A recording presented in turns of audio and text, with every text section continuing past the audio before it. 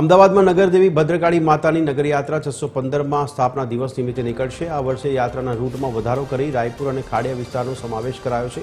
નગરયાત્રાના બીજા વર્ષને પગલે ભવ્ય આયોજનની તૈયારીઓ કરવામાં આવી રહી છે।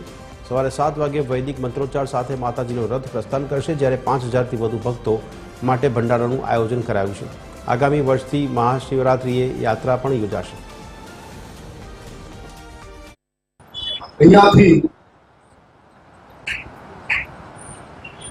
ત્રણ દરવાજા જ્યાં દીવો પ્રગટે છે ત્યાં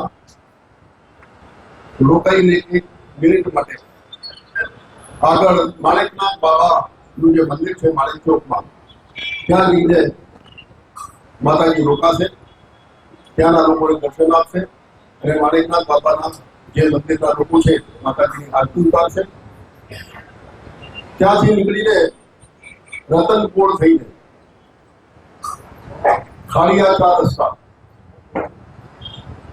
ત્યાં પણ 5 મિનિટ રોકાશે।